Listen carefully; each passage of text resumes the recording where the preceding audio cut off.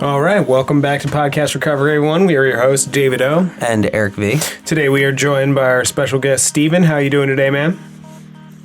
I'm doing great, guys. Thank you for having me. I'm really excited to be here. Absolutely. Yeah, man, We're excited to have you, man.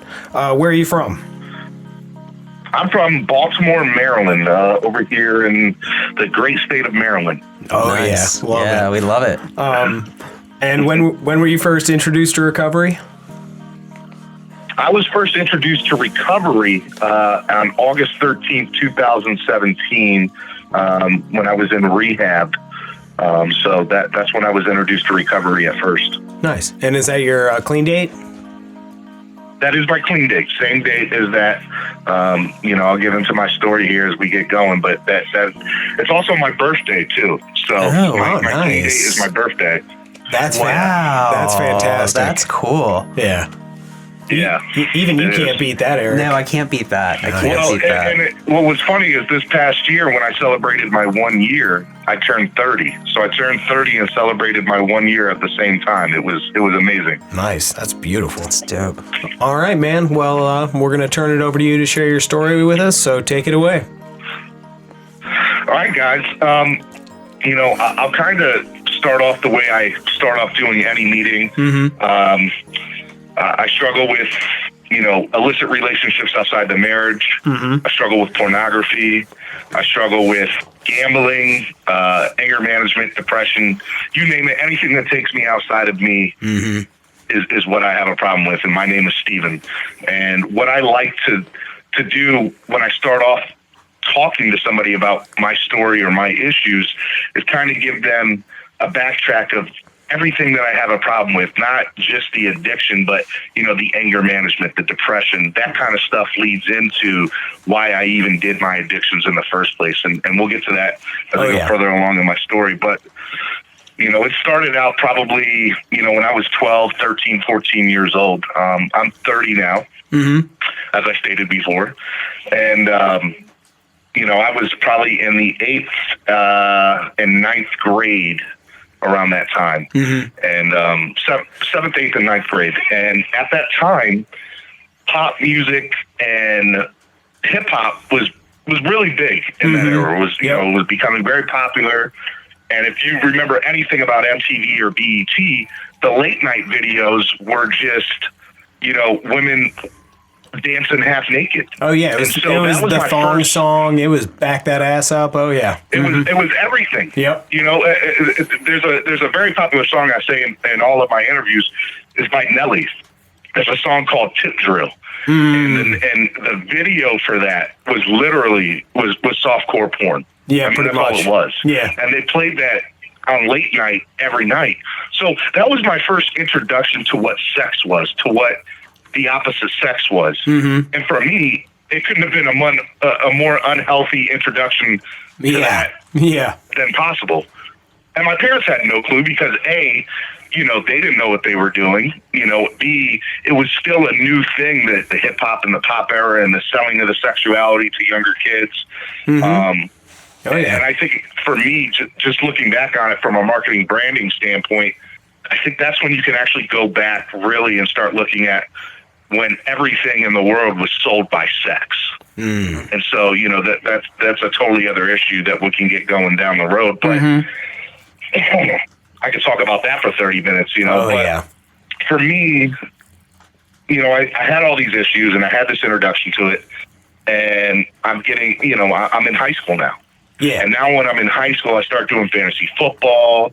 And, my nickname in middle school and high school was Sports Center. When I would walk into the cafeteria at lunchtime, everybody would go, da-da-da, da-da-da. And for me, that was, I love being the guy that people bet with and watching the games with and, March Madness and fantasy football. And so from a very young age, I was gambling. And I didn't even know that it was gambling. It was betting lunch money. It was betting, an extra pizza on somebody's tray, stuff like that.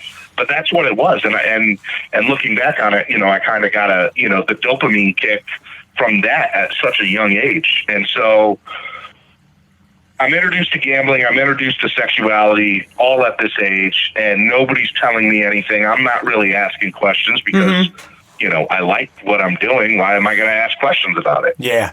And so, as we get older, I moved up here to Maryland and from North Carolina. And as I did that, I started having an introduction to sex. And then with that, that was with girlfriends in high school at the time. Yeah. And that just kind of fed, I guess the drug more is the best way to put it. Yeah. It kind of put it into overdrive. So now I'm looking at porn. I'm having sex and I think I'm doing anything any normal teen would do at that time. I don't think I'm doing anything wrong. Yeah. So then I moved to Baltimore, and I'm fast forwarding a lot here, but this is when things start really getting into it. And I know we're on a time crunch, but when I turned 21, I had a buddy of mine named Jason, and Jason went to the casino in Delaware Park all the time. And he's like, "Hey man, let's go to the casino." And I said, "All right." So the very first time I went to the casino, and the very last time I went to the casino, was the same way, but they ended very differently. Okay.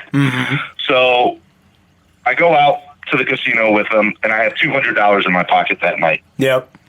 And as I have this $200, I'm like, all right, I'll go out, I'll spend this $200, whatever happens, happens. Yep. I take the $200, I sit at the blackjack table for 4 or 5 hours, I proceed to win $3,500. Nice.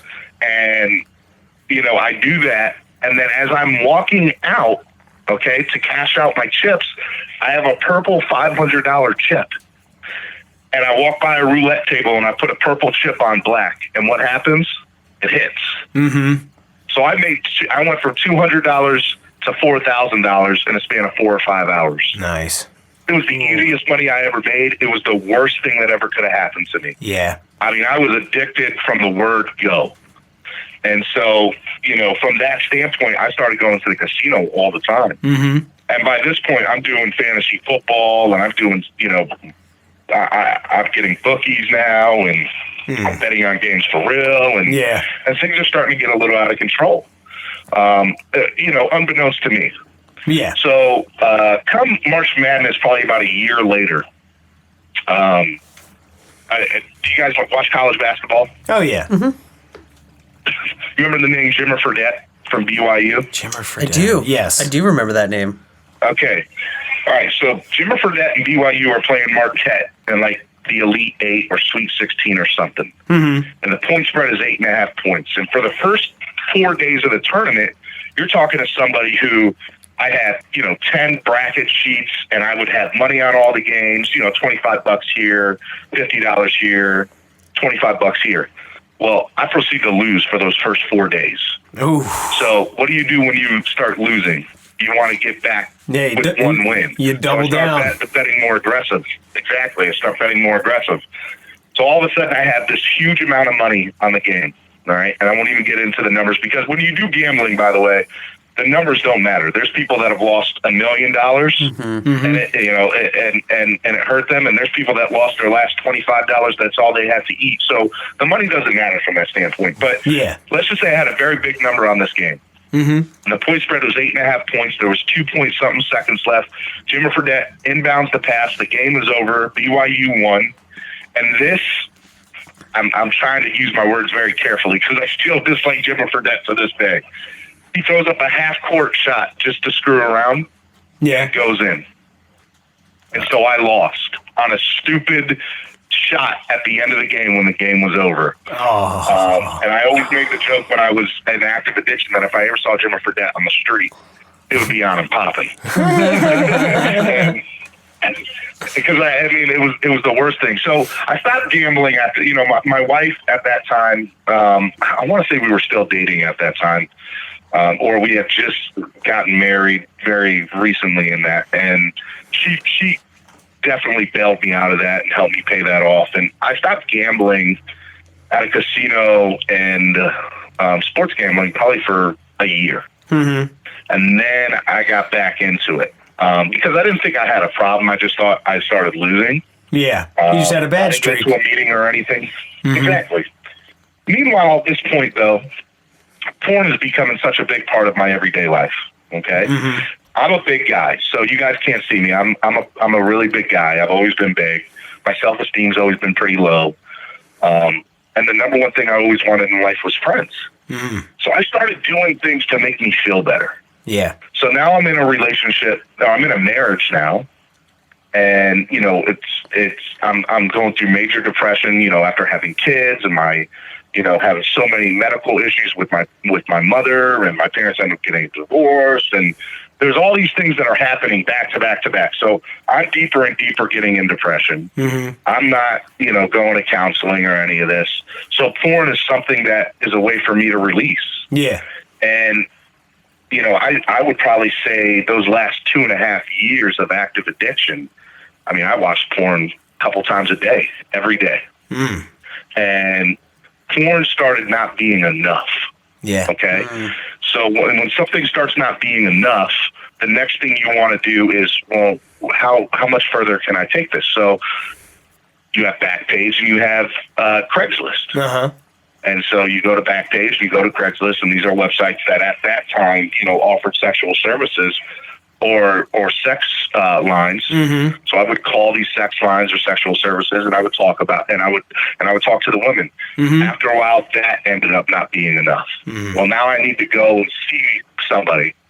So, and this was all out of curiosity. Yeah. Had nothing to do with how unhappy or happy I was in my marriage. It was a very selfish thing that I did because I wasn't happy. I was hurting. And I'm not justifying anything that I did, but it's what happened. Yeah. So I ended up finding, illicit relationships outside the marriage in the form of prostitution. And, I'm going out and I'm meeting these women, and then I'm going out to a casino and I'm losing money, and money that my wife doesn't know about, because now I have credit cards that are in my name that she doesn't know about. And by the way, have you guys ever heard of Dave Ramsey? No, I don't think so. No. Dave Ramsey is a financial peace guy, okay? And he's all about being debt-free. So my wife and I took his class probably several years ago, and we're start doing this, getting out of debt thing, and we're crossing off these numbers on the board on our refrigerator of how much debt we're getting out of. What my wife doesn't know is that on the side here, I'm racking up this other credit card debt that she has nothing about. So not only am I cheating on my wife, I'm lying to my wife. Yeah. On many, many different platforms, from, the intimacy part of the relationship, from the financial part, which are the top two things marriages fail in America, or money and sex. Yeah. We're not being intimate. There's not a lot good going on at all in my life at that time, or at least I didn't think there was. So now I'm in major depression. And, to make a long story short, those last couple of weeks, I find myself crying at like 2:00 in the morning after, I went to the casino or went to a hotel, and I just hated the person that I was becoming. I never thought about suicide, but I think that was right around the corner. Yeah. And I could just see me, deteriorating, like my mental state. Like I hated who I was. I thought I was, the shame that I had was so bad. I thought no one could understand anything that I'm going through. How could anybody do this except a monster? I'm cheating on a wife who loves me. I have 2 wonderful kids, and, I'm lying and cheating, and I'm doing all this. So I decided to go to therapy, which my wife had been trying to get me to go for years. And I do it on my own, out of the blue. And I go see this therapist, and after the very first session, this guy tells me, you need to go to rehab. After the very first session.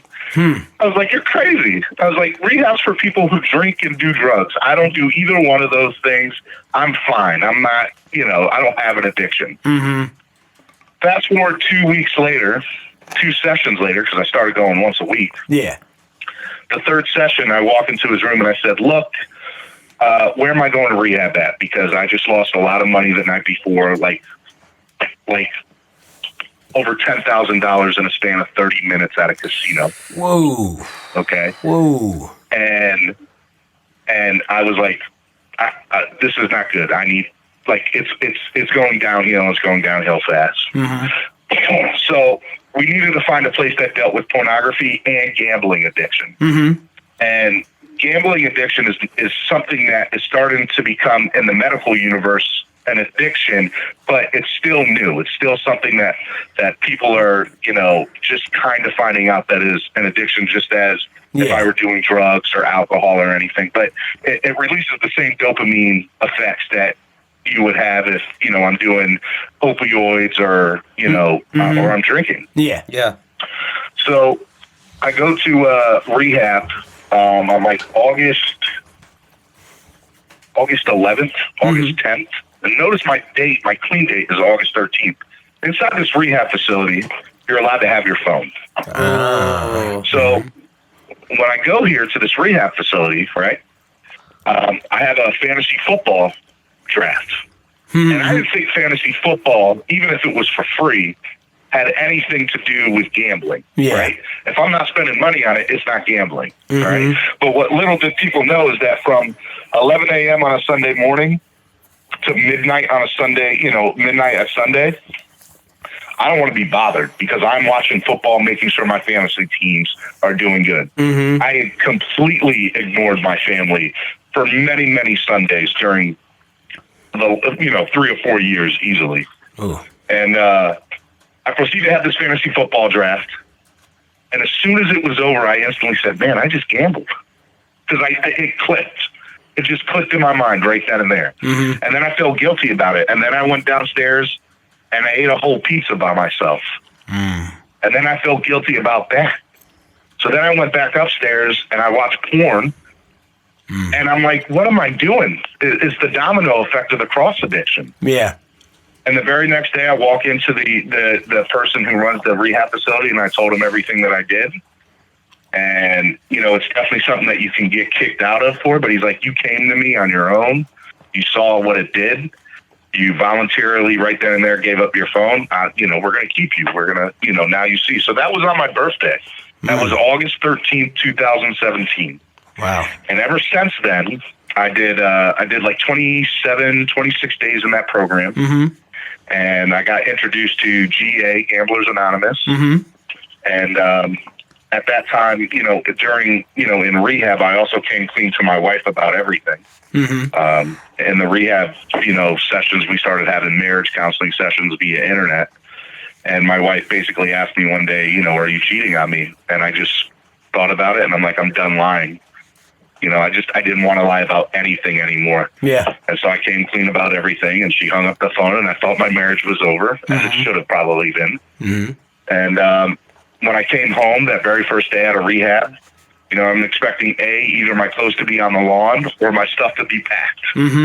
And my wife sits me down, and my wife's a very, religious person, and sits me down and she goes, Stephen, I love you. I'm hurt.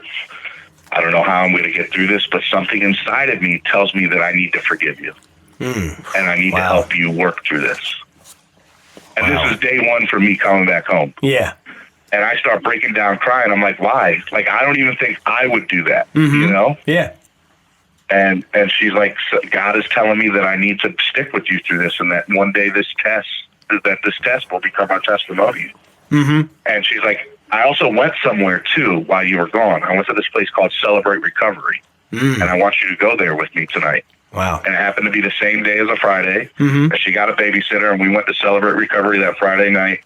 And for almost every Friday, with some Fridays here and there that I've missed due to vacations and stuff like that and snow, I've been to Celebrate Recovery almost every Friday since then, 18 months later. Nice. I met my sponsor there. I started addressing my men's purity with the pornography and, meeting other men like me that dealt with porn or, cheating on their wives or whatever the case is. And then I started going to GA. And GA, I started addressing my gambling issues, and even throughout that whole process, I stuck with the individual therapy once a week. I started going to marriage counseling, and I can say 18 plus months later, my marriage is the best it's ever been. I'm the happiest I've ever been, and I'm in a position now that I'm completely debt free, minus the mortgage. And I'm blessed, I think. And so that kind of brings me to where I'm at today. And you know, I started realizing what my purpose is in life. And I think one of those purposes is I call it a spread kindness, a hashtag spread kindness. It's a movement that I'm starting. But Nice.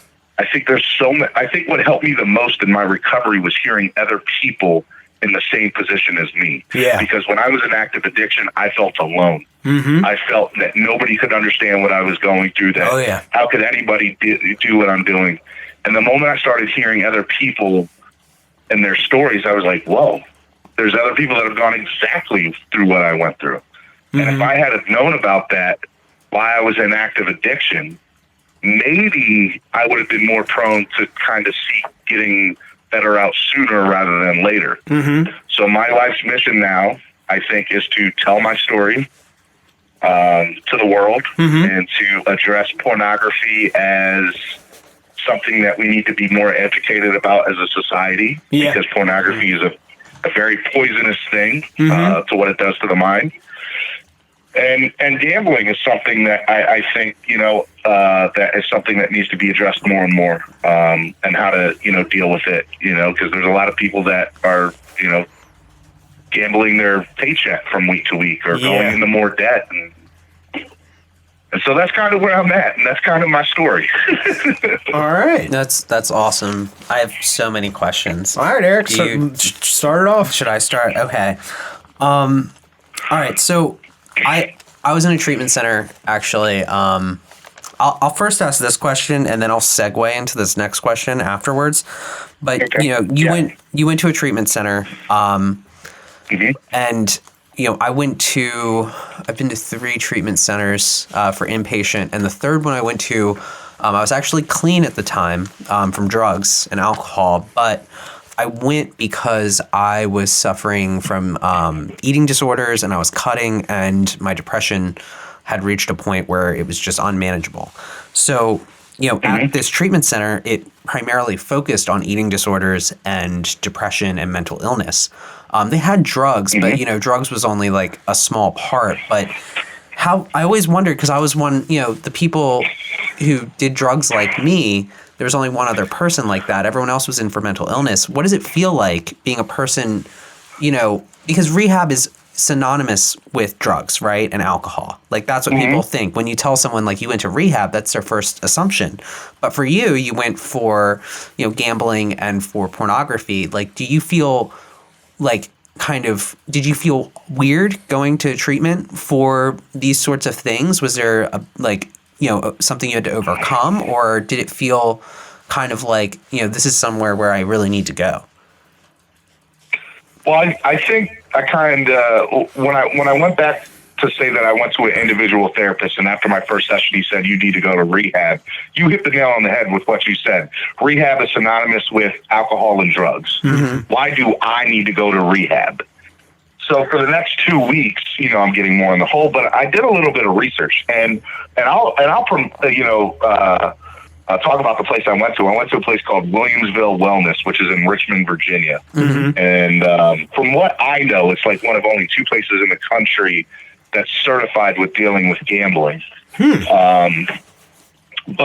you know, as I'm there, I start realizing that, you know, rehab is not just for people with drugs and alcohol. Yeah. And I would say that as I was there, and I think you probably can attest to this, being, you know, going to inpatient yourself, that the drug is what we did. Yes. And so you could sit all of us in a circle and we could all have different problems, but we are also all the same in how we feel about life. We're distraught. We're depressed. We're, you know, there's just so many things that are similar, whether I'm doing drugs or alcohol or gambling or watching porn, that I think that for me was a big part, you know, to see other people from different addictions, but yet we were all very similar in where we were at in life, and we were hurt. That's exactly where we were at. Yeah, it's like you said, it's how you feel. It's the feelings that we feel, and how, you know, whether it's gambling or sex or you know, drugs, etc. It's how that makes us feel, you know, either because we're taking it or because we're not taking it. It's the feelings that are emoted that is why we need the help that we need. Now, kind of segueing, because there was one person in that treatment center I went to who had a gambling issue. And I'm sure you went through this exercise, because, when you're in drug treatment, you also go through this exercise, the money exercise. So how much money do you think you spent gambling? Oh, man. That's a good question. Over my lifetime? Over your lifetime, yes. It's Man, obviously an probably estimate, right?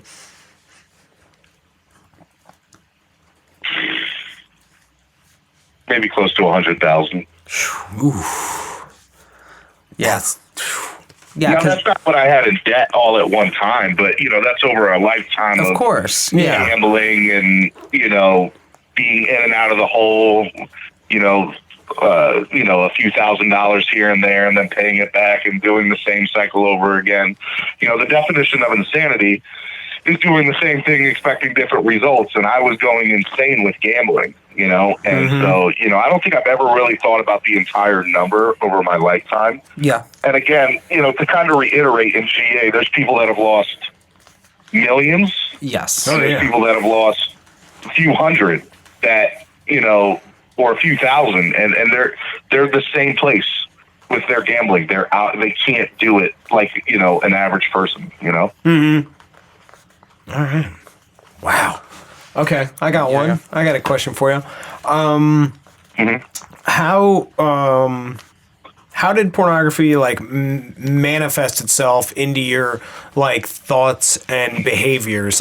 What in what ways Very good question. Was it unmanageable and you know what I mean? How did it really invade your life and become as toxic and detrimental as it was?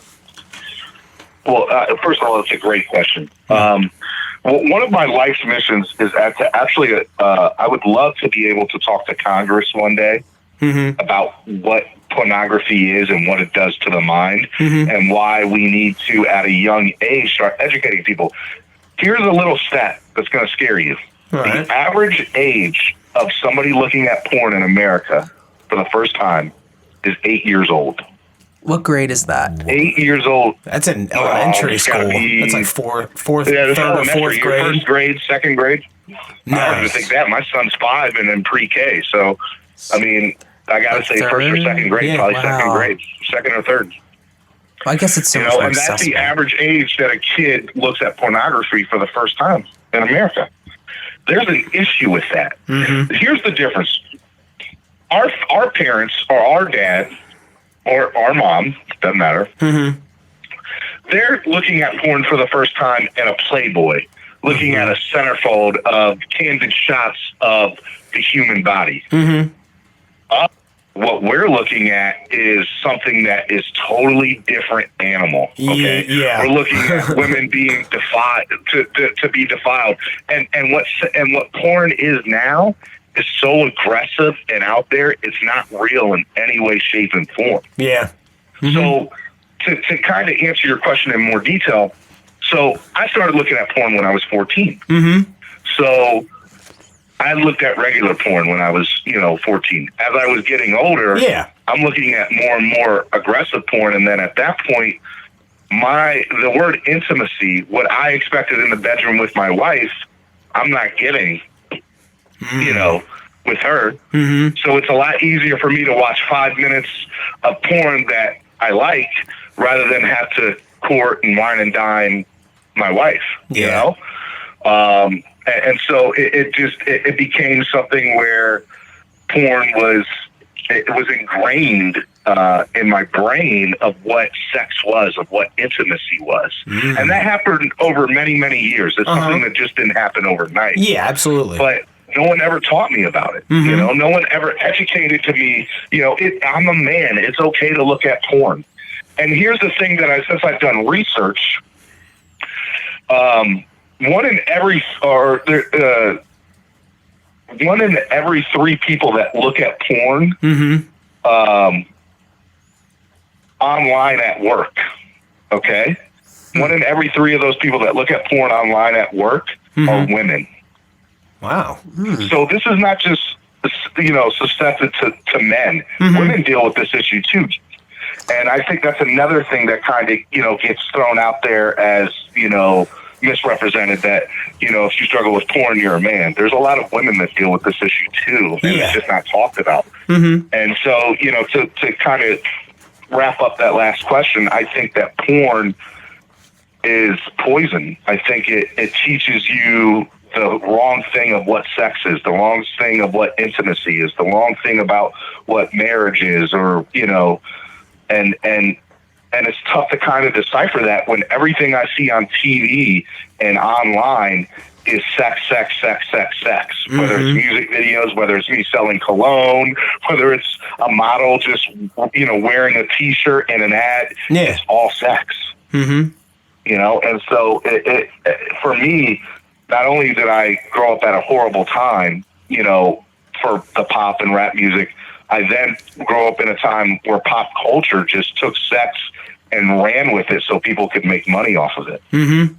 And, it didn't matter where I went. I was, every time I looked around the corner, there was something sexual. It got to the point where I would look at a woman that I liked, and my first thought was, how can I take her home with me? It wasn't, hey, she's beautiful, that's what it was. So for the first 90 days out of rehab, I had no sex or anything, even with my wife. It was more of, I need to hit the reset button for myself. I need to figure out what intimacy is again. So I remember taking my wife out on those first dates again, and just kind of starting over and just falling in love back with her, and her physical side as well as her mental side. And because I'm not watching porn now, all of a sudden that is going out of my brain. So now I'm able to focus on my wife and only my wife, because I'm not thinking about those things that I would think about in porn. Yeah. All right. Wow. So long drawn out question. I'm sorry. No, you're good. No, it's good. Porn addiction, I feel like we've talked about this with a few other guests. And it might not be on the air, but we've talked about it off the air. I know one of our good friends hasn't watched porn for over a year. I think it's been over a year, and at I know least, porn addiction came up like 2 nights ago with our guest. So I guess, and you're talking like, I know women do watch porn, but like you never fucking hear about that. All guys, it seems like it's a pretty like open secret, I would say, like open secret. But why do you, besides like the, I guess, the moral compass or blah, blah, blah, whatever you want to call it, of our society, or like perceived moral compass, why do you think we don't talk about this more? Because it does seem like people do have this affinity towards Pornhub, or, porn is so accessible. Like, why don't we talk about it as an addiction more? Well, there's 3 points I want to touch on. First point is, I want you guys to do some homework tonight. Okay. There's this documentary. It's called Pornography, the Cardboard Butterfly Effect. Ooh, I like the title. Theory. The Cardboard Butterfly Theory. That's what it is. Okay? So let me kind of give you the gist of what that is. And I still want you to watch it because you'll learn a lot. Okay? But the gist of it was actually a scientific theory that was done in a scientific lab, where they had this box full of butterflies, okay? And they had female and male butterflies. And basically what they did is they noticed that the bigger and more colorful the female butterfly was, the more the male butterfly was attracted to it, okay? So the scientist said, well, let me do this. Let me make a cardboard butterfly that's twice the size of the biggest female butterfly that's in there, and twice as colorful. Whoa. And when the scientists put the cardboard butterfly into the box, every single male butterfly went straight to the cardboard butterfly and totally, and watch the word I use, ignored the female butterflies. Wow. That's exactly what happened in my marriage. Wow. I totally ignored my wife for years. And so you use that same theory and that same process. You know, let's go back to the Roman ages, okay? And this is my second point. You know, you go back to the Roman age, sex was something, you know, and caveman, everything. Like, sex is just something as humans, we are sexual creatures by natures, okay? And sex is a great thing. I'm not saying it's a bad thing. Yeah. I'm saying what we do in 2019 or what we've done for the last 15 to 20 years and the way we've used it is horrible, okay? And probably even longer than that. Yeah. But that's kind of, that's why it is, because we know everybody does it. Everybody has sex. Yeah. But because it's such a private part of our lives, you know, that's why it's not talked about. And I think the other word I want to throw out there is uncomfortability. So if I have an 8-year-old that's looking at porn for the first time and he's asking me about the birds and the bees, right? Yeah. What's the number one? What the, you know, everybody's, well, look, you know, the mommy throws and the daddy, they get together because they love each other, and The stork brings comes and it. drops Yeah. the baby. Yeah. Okay, so we're not educating our kids in any way. We're doing them a disservice by telling them that story. Yeah. Oh, And yeah. then the other thing to that is, and you'll learn about this in the documentary, there's only like 21 states or 23 states, and don't quote me on that number, but it's around that range, that teach sexual education in America. And like 11 out of those 20-something states, it's required. The rest are not. Yeah. Which means that the parent can opt out to have their kid take it or not. Yeah. The issue with that is sex education is only about sexual reproduction. It does not talk about pornography or what porn is or what we see on TV. I think Congress, from a Congress level, this needs to be done at the stop from the Secretary of Education, and we need to come up with a way to educate kids Yeah. on sex. And it's so difficult to talk about because people don't want to talk about kids and sex and porn. That we need to educate, and I think that's where the line needs to start becoming. And I don't think it'll happen in my lifetime. I really don't. Yeah. I'd like to get the conversation started. And the other problem is porn is a multi-billion-dollar business. Oh, yeah. Yeah. So there's plenty of people that make money off of porn. So for me to go up against the porn industry, me, little old Stephen D, it'll never happen. I'll lose 10 out of 10 times, 100 out of 100 times. Yeah. But I think if Don't gamble on that one. yeah, but exactly. I think if we took the porn, I think if we could take somebody that makes porn for a living, and I'm talking about like producers and I said, hey, let's educate kids on what porn is. Okay. I think then we could beat it from both sides, because then we can get the porn industry on our side and say, okay, we need to educate young kids about what porn is and what they're really looking at, and that it's not real. Yes. Okay? That this is just, because I think if we did that, I think then over a long period of time, and I'm talking about years, then you'd start seeing a difference in how we look at sex as a society, how we look at porn as a society. The number one most visited site in America last year was Pornhub. Yeah. There's an issue with that. Absolutely. You know? And I have a follow-up to that. Along that same correlation, kind of trying to build a bridge between pornography and drugs and alcohol. Like, I was raised, and I know Eric was raised in the DARE program, and of drug awareness and everything. But through that, me personally, it more sort of sparked my curiosity, but it also didn't deter me because the education that I did get, it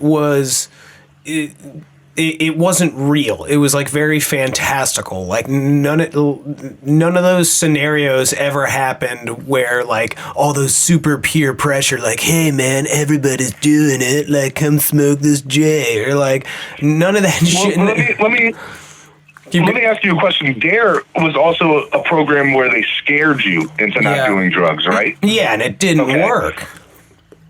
It doesn't. Okay, there's a reason that what's the TV show where they used to take kids and put them in jail, Scared Straight, and try to scare them. Scared Straight. Yep. There's a reason that does not work. Mm-hmm. Okay, we got to come at it from a totally different perspective, and it's not about scaring them. It's about, hey, this is what can happen if you do this. Yeah, a reality-based education. More than likely happen if you do this. Yep. Okay, so you need to bring in doctors and lawyers, not just a bum on the street. That you need to bring in people that are willing to accept their recovery and talk about it to kids and say, hey, this is what happened to me. I'm not here to scare you. I'm here to tell you how bad my life got. Yeah. And kind of put it in perspective for you that this will more than likely happen. Yeah. And let's say you did that 2 or 3 times a year in the school system, right? Yep. Now, all of a sudden, by the time they get into high school, they've seen 3, 6, 9, 12, 15, 25 different cases of people plus where their lives were ruined by sex or by pornography or drugs or alcohol or opioid, whatever. And so I think we just need to come at it from a different perspective, not scare them into not doing it. We've seen that doesn't work. Yeah, exactly. I agree. Absolutely. All right, Eric. Yeah. Okay. So you were talking about being in the hole from like a gambling perspective, and I guess what I'm like I'll just kind of give you my background with gambling. Like I'm not a huge gambler. I understand how it works and why the endorphin rush would happen. The most gambling I do is I go to bingo with my grandmother once a month, and that's like my form of gambling. And like, so I guess when you're talking about being in the hole, I guess like the way that I would relate to that is that it would kind of be like, kind of like being like down and out or like going through withdrawal. So like what does that feel like, kind of like being in the hole? Because I'm guessing you're trying to climb out of it, right? Okay. So I told you about the very first night I went gambling, right? You got $4,000, Let me tell you about the very last night. Exactly. Let me tell you about the very last night I went gambling at a casino. The very last night I went gambling at a casino, I walked in with the same amount of money as I did the very first time, $200. Except I know the negative stuff now. So what did I do? I was like, I'm just going to take my debit card in with me, and that's all I'm going to take, and I'm going to leave my wallet out in the car. That didn't stop me. Yeah. I was already down for the week, and I went, for me, I love playing blackjack, but blackjack wasn't quick enough. So the quickest thing for me to make money, just, that quick, all right, bet, then it hits, bet, then it hits, was roulette. Okay? Oh, yeah. So I go to the roulette table, and, it pays like, 36 to 1 if it hits on a number. Yep. So I start betting like $25 on one number. So I literally lost that $200 in like 5 minutes. Oh, yeah. Gone. Yep. Okay? I'm like, well, I can't just come to the casino for 5 minutes. I need to be here for longer. Okay? So I go back out, I get my debit card, I get all my wallet, and that was the worst thing that ever happened because I ended up going to the ticket counter to do cash advances on my credit card like 5 times that night. Oh. And this all happened in a span of 30 minutes too. Okay, so I'm sitting at the roulette table, betting $100, a number. And I have an out-of-body experience that I've never had in my life. I literally saw me, and I couldn't get up from the table. It was like looking at me from afar saying, you idiot, what are you doing? Get up, leave the casino. You're never going to win. Yeah. And so I had an out-of-body experience sitting there looking at myself gambling and just seeing the recklessness that I was doing and the pain that I was causing myself and what would be others. And, it was just a very sad night. And, I mean, that's the night I said I'm ready to go to rehab. Like, I knew something that night. I was like, I can't do this no more. I'm done. I hit rock bottom for me. That was it. I was sick of, the porn. I was sick of cheating on my wife. I was sick of losing money and lying to her, saying we're getting out of debt when we're really not. Mm-hmm. And, that's kind of being, being in the hole. I mean, that's the closest way I can put it is I couldn't get up from the roulette table and just walk away. Yeah. I couldn't. And I wanted to with every ounce of my body to do it. All right. That directly relating to that, what you just said, I've never, again, just like Eric, I've never had that like manifestation of my addiction. It doesn't manifest in gambling like that.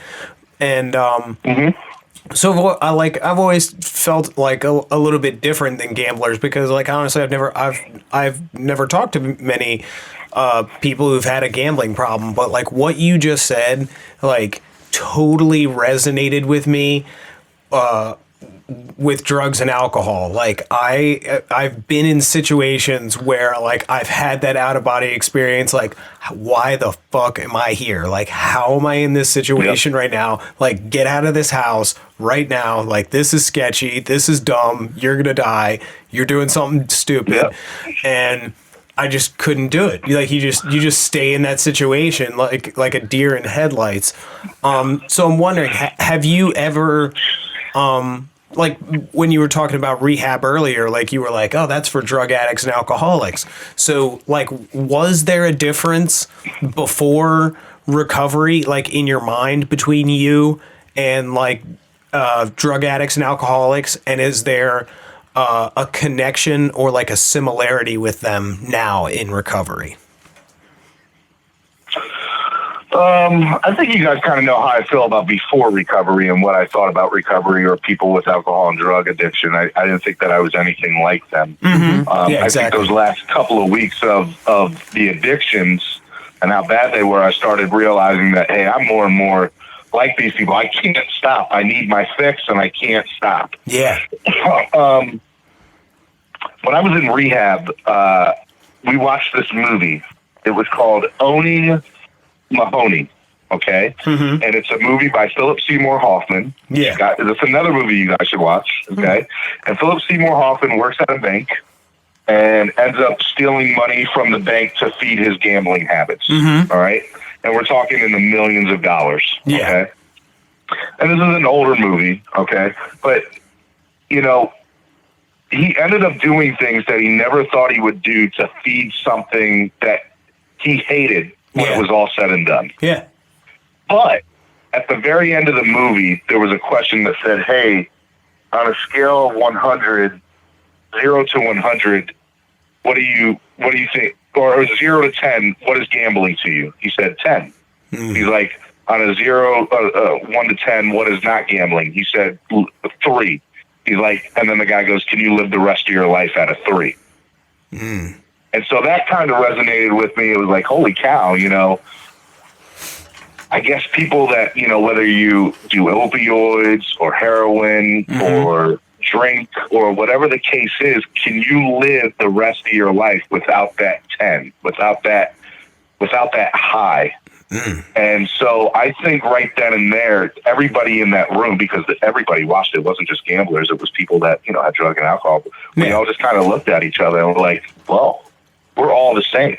Mm-hmm. And so I think people that are on drugs and alcohol are just like me. And I'm just like them. Mm-hmm. And there's no difference between us. Yeah. My drug just happened to be gambling and porn.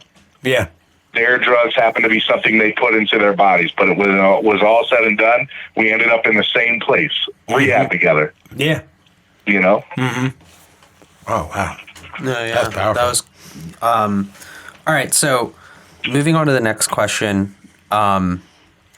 So you kind of mentioned anger management, and it's something that I've stole my question. Well, yeah, you son of a bitch. just kind of like grazed over it, and that was gonna be my next question. I did. It's but it is something, like there's definitely times in my life where I'm like, I need to practice patience or mindfulness or meditate because like my anger is getting the best of me and I'm not happy about that. And like, you know, obviously it's gotten better over the years, but you know, I would definitely have anger issues when I was a kid. So what's your process for kind of working through your anger? Well, that's a very good question because that's something I still work on every day. I'm angry that Eric just stole my question. Let me tell you a funny story real quick, or what my friends perceive to be funny, and it is, okay? I'm a big Miami Dolphins fan, okay? That's something. There's a lot to be angry about there. Big of a Miami Dolphins fan. My condolences. Okay? So every day, man. But every year I go up to New York to see the Jets and the Dolphins play. Mm-hmm. And there's there's like over 1,000 of us that go. We take over these sections. There's a fan club up there called Dolphins NYC. Nice. It's great. We have a great time. But we go up there, and one year I went up there with my wife, and we were driving. I was riding behind somebody going into the stadium, and we were like stuck in traffic at the stadium, like not moving. Yeah. And I'm getting like pissed off. And so there's somebody behind me. My friend Brad is behind me in another car. Okay. My friend Brad and Jay are in the car behind me in another car. And I'm getting so pissed off. I start punching the ceiling of the car. Like I'm pissed. Like, why aren't we freaking moving? Yeah. I get out of the car and Brad and Jay are on the ground laughing. They think it's the funniest thing in the world that I got that mad. To this day, they're like, have you punched any ceilings in cars lately? Okay. Oh, wow. They think it's the funniest thing in the world. But I look at that and I realize it didn't take much for me to go off. And I think that out of all the things, I really feel bad, you know, for my wife and my kids because I didn't have patience for anything or anyone. Yeah. And so, you know, if I didn't want to be bothered, I would get short, you know, tempered and I would yell. My mother has been through hell and back when it comes to, you know, marriages and non-Hodgkin's lymphoma and survived that, has Crohn's disease, survived that, had her leg amputated, survived that. Wow. When it comes to medical stuff, my mom's been through hell and back, because she's still here today, and she's got a prosthetic leg, and she just ran a mini marathon over the weekend. Okay? Oh, wow. So she's one of my, she's great. Okay, she's one of my biggest inspirations, and she's amazing. Okay, but my biological father, who I never met, beat my mom. Okay, and so one thing I always said I would never do, and I never did. Okay, I would never I would never hit a woman, and I've never hit a woman. Okay, but I have yelled at some women, verbally abusive, and my wife being one of them. And I remember probably the last few months of of my addiction, my wife telling me that she was scared of me, that I would do something, and she knows how I would. You know, my biological father I never met, and I'm never going to hit a woman. I think that is the abuse of a woman. I didn't realize that verbal abuse is just as bad as physical abuse. Yeah. And so I didn't understand why my wife was scared of me.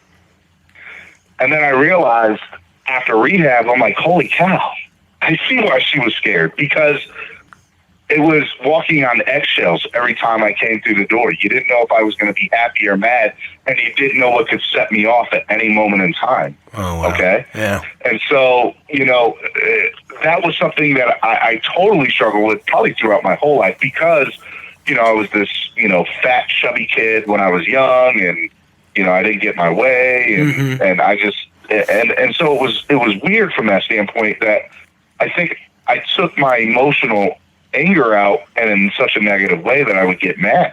And so as an adult, I especially in rehab and in recovery, I'm like, okay, well, how do I process this anger? And I think marriage counseling has helped me out the most. So marriage counseling, with that, we learned about conversation dates.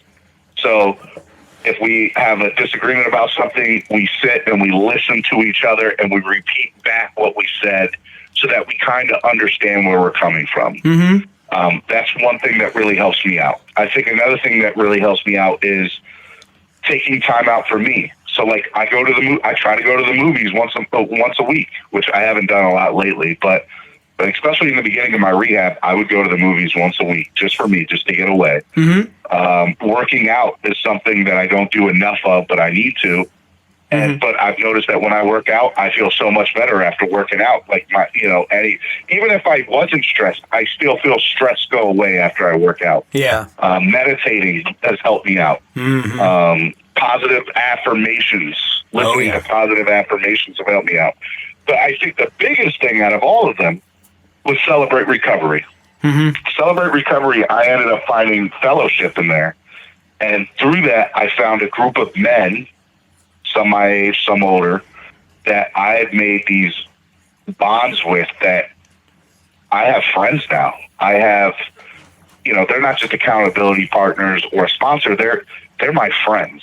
We go out, we text each other, and they're the best thing that ever could have happened to me. And I didn't realize, I always wanted friends, and I was always upset and jealous that I never had any, and some of my other people that I hung out with did. Okay. But I see how important having male friends, being a man. I would say the same thing for a woman, having women friends. I see how important it is, because you can talk to somebody, you can relate. And fortunately for me, everybody in my, Celebrate Recovery, a lot of the men have been exactly what I went through. So, cheating on their wives or, pornography addiction. So I don't have to hide anything. So the shame is completely gone for me. I have no problem talking about this. My wife has no problem talking about this. One of our goals one day is to go out and travel the country and, talk about, husband and wives getting through stuff like this. Because I'm sure it's not that I'm sure, I know it happens every day in America. And it's just, if we just addressed it in a different way, I think we could save a lot of marriages, number one. But I think we could save a lot of people's lives, too. Yeah, absolutely. Okay, so I guess this is last question? Yeah. All right, so, okay. We could talk all night about a million different things. Oh, I know. We could do 2 or 3 episodes on all this. Well, this is the last one. So let me. So I'm kind of you kind of just did a great preface to the question that I'm about to ask. But what do you think what do you know for your own personal experience? What does a healthy relationship look like for you today? Very good question. You guys are asking really good questions. You guys must do a podcast or something. Yeah. Let's see here. I think the number one thing for a healthy relationship, there's a lot of factors into it. One of them being listening. You have to be a good listener. Wait, what did you just say? Did you repeat that? Sorry, bad joke. And it's not just listening. It's also understanding what the other person is talking about. Okay. So one of the biggest things for me are my friends, my accountability partners. Like, if I don't want to fold the laundry, right? That's the biggest argument in my household now is laundry. Okay. Oh, wow. My buddy, yeah. And so, my buddy's like, just do the laundry, bro. And then you don't have to hear or say anything. And it's just like, okay. And don't get me wrong, my wife and I still have arguments about emotional things too, but nothing to the level as where we were at. So I would say open communication, listening, and taking out time for yourself, knowing what you need to do for you.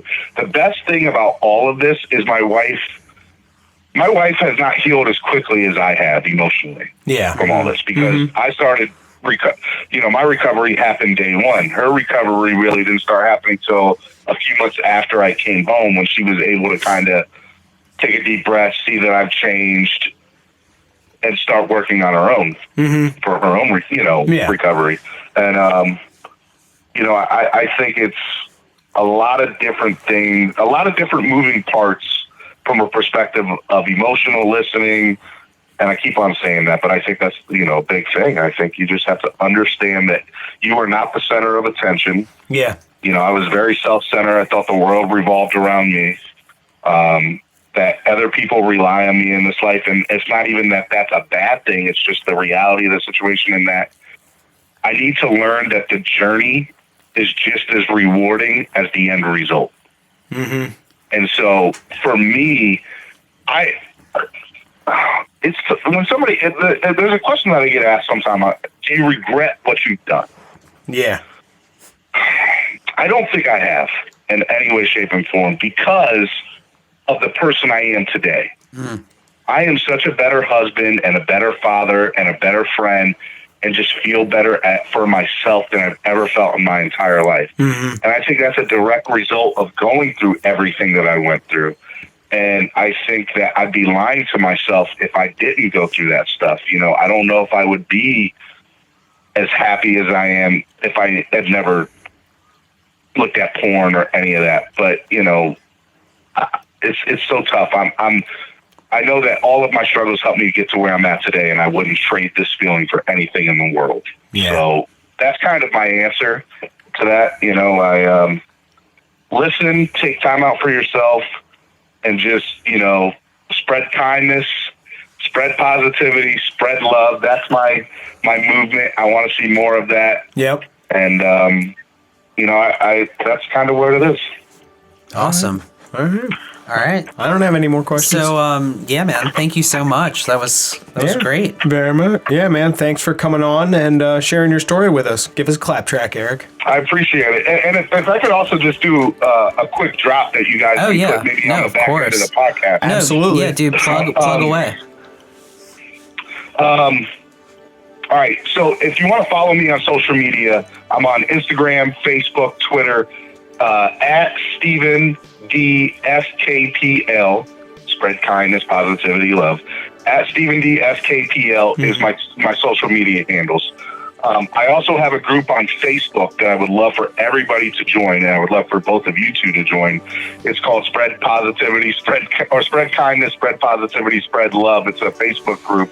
But that's going to be my hub for my podcast that I'm going to start in the next couple of months, where my focus will be on I want to interview celebrities that have dealt with this kind of stuff, because I think we look at people on TV or in life and put them on a pedestal, when a lot of these people have the same exact problems that you and I have, and have dealt with some of those things. And so, you know, that's kind of what I want to do. And I think the other thing that I'm doing as well, you can follow me, is I would love to be able to talk to more events around the country. If you want me to come speak at any event or function that you have, I'm going to have a website up and running here, hopefully in the next 60 days. Nice. And, you know, just follow me on social media. Absolutely, man. Awesome, man. Yeah, man. Awesome. We appreciate you coming out, and we would like to thank our guest, Stephen, for joining us today. Thanks again, brother. Thank you, guys. Thank you. You guys have a great platform here. You guys keep on doing what you're doing. Absolutely, man. Thanks. We appreciate it. We appreciate it a lot. Here at Podcast Recovery, we are aiming to expand the scope of support for recovering addicts. Accessibility and convenience of helpful services is paramount to combating addiction. We work to bring the message of recovery to every addict, wherever and whenever it is needed. We believe that a powerful voice of recovery should be obtainable, practical, and at the touch of a button. Every addict deserves to hear a message of hope, and Podcast Recovery is here to provide it. So yeah, again, follow us on Twitter. Follow our speaker Stephen on his platforms. On his platforms: Facebook, Twitter, Instagram, and YouTube as well. Yeah, dude. Yeah, we're getting working on our YouTube channel as well. And stay tuned, everybody. Tune in next week and stay safe, stay clean.